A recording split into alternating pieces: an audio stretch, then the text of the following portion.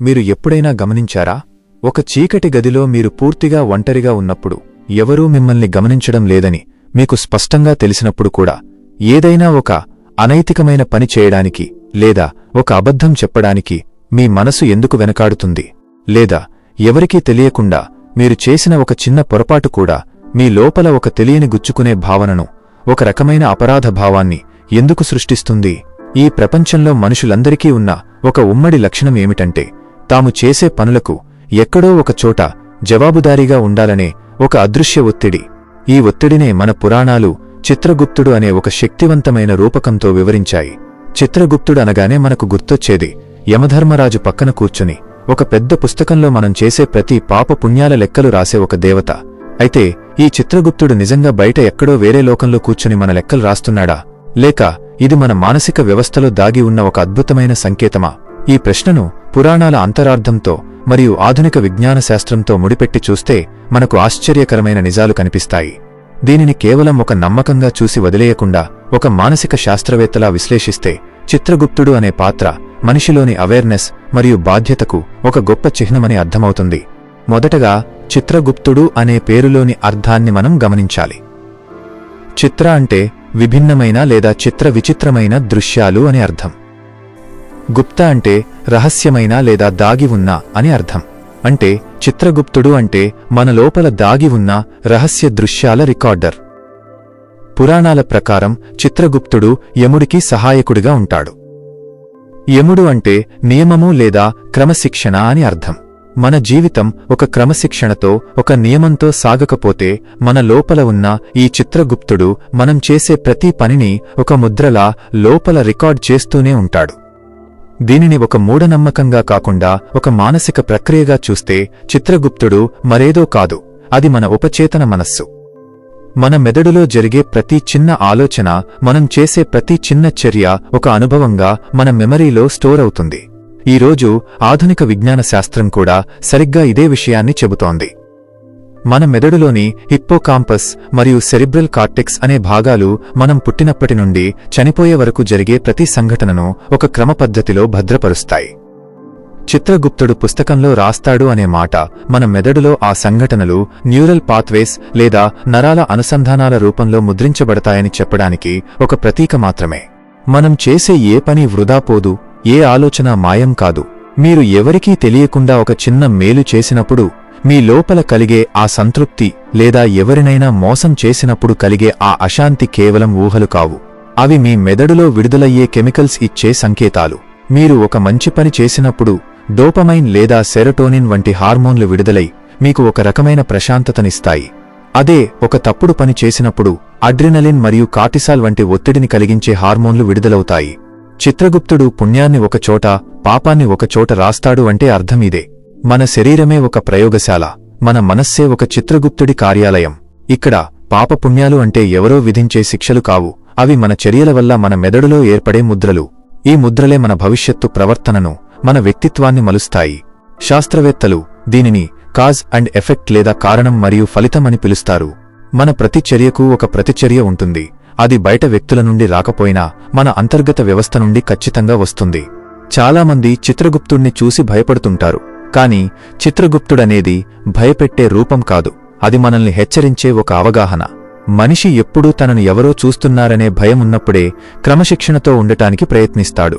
కాని చిత్రగుప్తుడు అనే భావన మనకు ఏం నేర్పిస్తుంది అంటే, బయట వ్యక్తులు నిన్ను గమనించినా గమనించకపోయినా నీ లోపల ఉన్న నీ చైతన్యం నిన్ను నిరంతరం గమనిస్తూనే ఉంటుంది. నువ్వు నీ నుండి ఏ విషయాన్ని దాచలేవు. అబద్ధం చెప్పే వ్యక్తికి తను అబద్ధం చెబుతున్నానని తెలుసు, మోసం చేసే వ్యక్తికి తను మోసం చేస్తున్నానని తెలుసు. ఈ తెలుసు అనే ఎరుక ఏదైతే ఉందో అదే చిత్రగుప్తుడు. పురాణాల్లో చిత్రగుప్తుడిని బ్రహ్మదేవుడి కాయం లేదా శరీరం నుండి పుట్టినవాడిగా చెబుతారు. అందుకే ఆయనను కాయస్థుడు అని కూడా అంటారు. అంటే మన శరీరంలోనే, మన అస్తిత్వంలోనే ఆ రికార్డింగ్ వ్యవస్థ ఉందని దీని అర్థం. ఇది మన మనస్సాక్షి లేదా కాన్సైన్స్కు మరో పేరు. మనం తీసుకునే ప్రతి నిర్ణయం వెనుక మన గత అనుభవాల చిత్రగుప్తుడు ఉంటాడు. మనం గతంలో చేసిన పనుల తాలూకు ముద్రలే ఇప్పుడు మనం తీసుకునే నిర్ణయాలను ప్రభావితం చేస్తాయి. విజ్ఞాన శాస్త్రం ప్రకారం చూస్తే మన ప్రవర్తన మన జీవకణాల మీద కూడా ప్రభావం చూపుతుంది. దీనిని ఎపిజెనెటిక్స్ అని పిలుస్తారు. మన ఆలోచనలు, మన ఒత్తిడి స్థాయిలు మన డిఎన్ఏలో కూడా కొన్ని మార్పులను తీసుకురాగలవు. అంటే మనం చేసే పనుల రికార్డు కేవలం మెదడులోనే కాదు, మన శరీరంలోని ప్రతి కణంలోనూ నిక్షిప్తమై ఉంటుంది. చిత్రగుప్తుడు రాసే ఆ లెక్కలు కేవలం కాగితాల మీద ఉండవు, అవి మన స్వభావంలో కలిసిపోతాయి. అందుకే ఒక వ్యక్తి పదే పదే తప్పులు చేస్తుంటే అది ఒక అలవాటుగా మారిపోతుంది. అలాగే పదే పదే మంచి పనులు చేసే వ్యక్తికి అది ఒక స్వభావంగా మారుతుంది. అలవాటు అనేది ఒక చిత్రం, అది లోపల గుప్తంగా అంటే రహస్యంగా దాగి ఉండి మనల్ని నడిపిస్తుంది. చిత్రగుప్తుడు అంటే మన ప్రవర్తనా సరళికి ఒక సాక్షి. పురాణాలు చిత్రగుప్తుడిని చిత్రించడంలో ఉన్న ఉద్దేశం మనిషిని భయపెట్టడం కాదు, అతడిని బాధ్యతాయుతమైన వ్యక్తిగా మార్చడం. ఎవరూ చూడటం లేదని చేసే తప్పుడు పనులు కూడా నీ వ్యక్తిత్వాన్ని విషపూరితం చేస్తాయని హెచ్చరించడమే దీని వెనుక ఉన్న అసలు కారణం. నిజానికి చిత్రగుప్తుడనేది మనల్ని మనం సరిచూసుకోవడానికున్న ఒక అంతర్గత అద్దం. మనం అద్దంలో చూసుకున్నప్పుడు మన ముఖం మీద ఉన్న మురికి ఎలా కనిపిస్తుందో, చిత్రగుప్తుడు అనే ఈ భావనను తలుచుకున్నప్పుడు మన మనసులో ఉన్న మాలిన్యం మనకు కనిపిస్తుంది. చిత్రగుప్తుడు ఒక శిక్షకుడు కాదు, ఆయన ఒక సమాచార సేకర్త మాత్రమే. మన పనుల ఫలితాన్ని మనమే అనుభవిస్తాం. ప్రకృతిలో ఏదీ అకారణంగా జరగదు. మనం ఒక విత్తనం నాటితే అది మొలకెత్తి తీరాలి. అలాగే మనం ఒక ఆలోచనను నాటితే అది ఒక చర్యగా మారి ఫలితాన్ని ఇచ్చి తీరాలి. ఈ సహజమైన ప్రకృతి నియమాన్నే చిత్రగుప్తుడి లెక్కలు అని పిలుస్తారు. చిత్రగుప్తుడు అంటే మన గతం మన వర్తమానాన్ని ఎలా నిర్మిస్తుందో చెప్పే ఒక తార్కిక వివరణ. మనం ఈరోజు తీసుకునే ప్రతి చర్య రేపటి మన చిత్రగుప్తుడి పుస్తకంలో ఒక పేజీ అవుతుంది. అంటే మన భవిష్యత్తును రాసుకునే కలం మన చేతుల్లోనే ఉంది. చిత్రగుప్తుడు కేవలం సాక్షి మాత్రమే, కర్త మనమే. చాలామంది అపరాధ భావంతో లేదా గిల్ట్తో సతమతమవుతుంటారు. గిల్ట్ అనేది చిత్రగుప్తుడు మనల్ని హెచ్చరించే ఒక సంకేతం. నువ్వు నీ మార్గం నుండి తప్పుతున్నావు అని చెప్పే ఒక అలారమది. అయితే ఆ అలారం మోగినప్పుడు మనం భయపడిపోకూడదు, మనల్ని మనం సరిదిద్దుకోవాలి. చిత్రగుప్తుడు అనే భావనను సరిగ్గా అర్థం చేసుకున్న వ్యక్తికి ఎటువంటి భయం ఉండదు, కేవలం స్పష్టత మాత్రమే ఉంటుంది. తాను చేసే ప్రతి పని తనపై ఎలాంటి ప్రభావం చూపుతుందో తెలిసిన వ్యక్తి అప్రమత్తంగా జీవిస్తాడు. ఈ అప్రమత్తత లేదా ఎరుకనే ధ్యానమని, యోగమని మన పెద్దలు చెప్పారు. ఎప్పుడైతే మనం మన లోపల ఉన్న ఈ చిత్రగుప్తుడిని అంటే మన చైతన్యాన్ని ప్రశాంతంగా ఉంచుకోగలమో అప్పుడే మన జీవితం ఆనందమయంగా మారుతుంది. అశాంతి అనేది చిత్రగుప్తుడి పుస్తకంలో మనం రాసుకున్న తప్పుడు లెక్కల వల్ల కలిగే ఫలితం. ప్రశాంతత అనేది మన ధర్మబద్ధమైన జీవనం వల్ల లభించే బహుమతి. చిత్రగుప్తుడు బయట ఎక్కడో లేడు, ఆయన మీ శ్వాసలో ఉన్నాడు, మీ ఆలోచనలో ఉన్నాడు, మీ ప్రతి కదలికలో ఉన్నాడు. ఇది ఒక మూఢనమ్మకం కాదు, ఇది ఒక పరమ సత్యం. మీ మెదడులో జరిగే ప్రతి చిన్న విద్యుత్ చలనం ఒక రికార్డుగా మారుతుంది. మీ మనస్సాక్షిని మించిన న్యాయాధికారి ఈ ప్రపంచంలో ఎక్కడా లేడు. చిత్రగుప్తుడు అనే రూపకం మనకు ఇచ్చే గొప్ప సందేశం ఒక్కటే, అది ఏంటంటే నిన్ను నువ్వు గమనించుకో. నీ ఆలోచనల పట్ల అప్రమత్తంగా ఉండు. నువ్వు చేసే ప్రతి చిన్న పని కూడా నీ పరిణామక్రమంలో ఒక భాగమే. ఈ అవగాహన కలిగినప్పుడు మనిషిలో భయం పోయి బాధ్యత పుడుతుంది. శిక్ష పడుతుందనే భయంతో కాకుండా అది నా వ్యక్తిత్వాన్ని నష్టం కలిగిస్తుందనే స్పష్టతతో మనిషి జీవిస్తాడు. చిత్రగుప్తుడు కేవలం ఒక కథ కాదు, అది మన జీవన గమనానికి ఒక దిక్సూచి. చిత్రగుప్తుడిని ఒక బాహ్య వ్యక్తిగా కాకుండా మన అంతర్గత చైతన్యంగా గుర్తించినప్పుడు మనకు యమధర్మరాజు అంటే మరణమన్నా లేదా మరణానంతర శిక్షలన్నా భయం ఉండదు.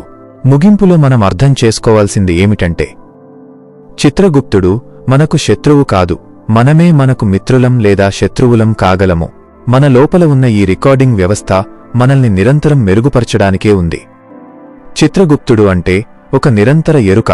ఎప్పుడైతే మనం మన పనుల పట్ల, మన మాటల పట్ల పూర్తి స్పష్టతతో ఉంటామో అప్పుడు మన చిత్రగుప్తుడి పుస్తకంలో కేవలం ప్రశాంతత మరియు ఆనందం మాత్రమే కనిపిస్తాయి.